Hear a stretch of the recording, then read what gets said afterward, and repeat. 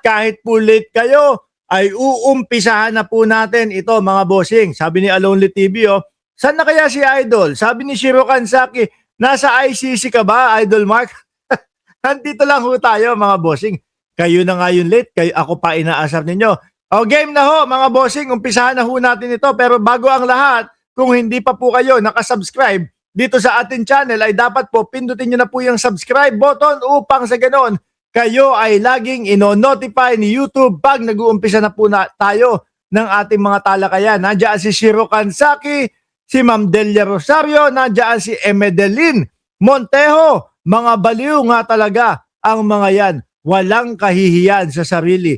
Nandiyan si Ma'am Fatima Bello, nandiyan si Egay Santos, si Joel Q ng Cereza Force, si Alonly TV, nandiyan na din po. Sino pa nandiyan?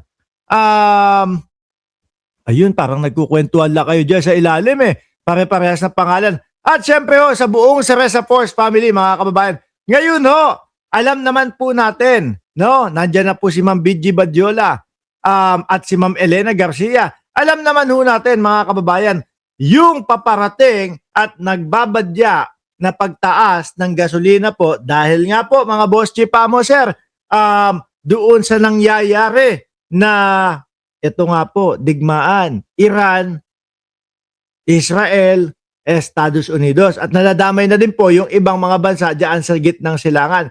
Ngayon po mga bossing, baka merong mga abuso at umaabuso at aabuso ng mga gasoline station dyan sa mga kalugar ninyo, sa mga kapitbahay ninyo at malapit at pati yung mga suking mga gasolinahan ninyo. Nako, eto, meron pong programa ang Pangulong Bongbong Marcos, ang gobyerno ng Pilipinas, no?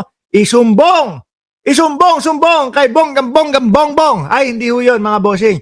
Ano pala yun? Kay Michael B. yun. Pero iba ho ito, no? Para po doon sa mga magsasamantala na mga gasolinahan, eto po, mga kababayan, ang dapat ninyong gawin para sa kanila. May reklamo ba kayo sa inyong lokal na gasolinahan? Gamit ang eGov app, mabilis at madali na ang magulat. Sa home screen, itap lang ang icon na report para magsimula. Yan. Sa eGov ha, mga bossing. Sa eGov. Sa eGov. May reklamo ba kayo sa inyong lokal na gasolinahan? Gamit ang eGov app, mabilis at madali na ang magulat. Sa home screen, itap lang ang icon Susundan nyo lang po yan, mga bossing ha. eGov app, tapos sa home screen, itap lang yung icon na ayun o, yung binilugan nila. na report para magsimula. Lalabas ng e-report dashboard. Pupunta kayo sa e-report section kung saan makikita ang iba't ibang kategorya ng sumbong. Piliin ang gas station concerns para sa mga isyong may kinalaman sa produktong petrolyo. Dito, maaari ninyong piliin kung ang report ay ongoing o late reporting. I-click ang drop-down menu para piliin ang Napakadali na po niyan. Huwag nyo pong ipagsawalang bahala, no? Para po sa mga kababayan natin at para po sa ating lahat. Para iwasan, no? Akala ho yata ng mga gasoline station aanga-anga ang mga Pilipino. Yung tipo bang, biglang nagtaas, ngayon pa lang, biglang nagtaas na ng kanilang gasolina. Samantalang nakaimbak na yung iba dyan. No? Karamihan sa kanila, nakaimbak na yung gasolina nila. Okay na or goods na for 2 months, 1 month or 2 months, no?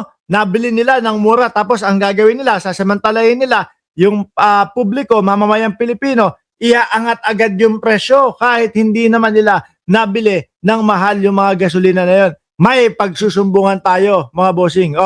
partikular na problema gaya ng fuel hoarding, unauthorized price increase, or refusal to sell fuel. Sa text box, ilagay ang mahahalagang detalye ng inyong karanasan o obserbasyon.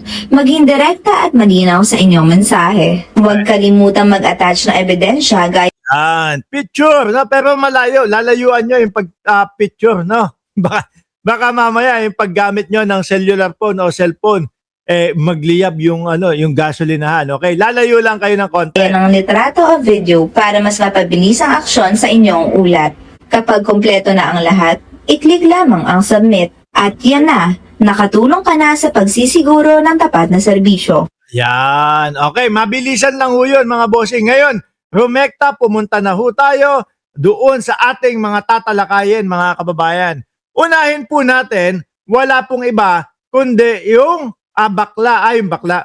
Kayo naman kasi, comment kayo ng comment dyan. Unahin po natin mga kababayan, wala pong iba kundi si Herminio Harry Roque. Mga bossing, mukhang nagpapakalat ng fake news si Herminio Harry Roque. Meron pa bang bago dyan? Lagi namang ganyan yan, no? Pero baka ho makapambiktima. Baka po makapandali doon sa ating mga kababayan. Kaya po eto, pansinin ho natin. Ngayon no, mga bossing, kasi 'di ba, kung maalala nyo, may interview si Inday Sara Duterte at ang ine-ebas ho, mga kababayan, ay ano daw? Madali namang magpadala ng eroplano. Nung panahon ng kanyang tatay, nagpadala daw ho sila ng eroplano, mga bossing. 'Di ba? Nagpadala ng eroplano, kaso ang tinutukoy niya ho yung COVID eh. COVID. Oh. 'Di ba?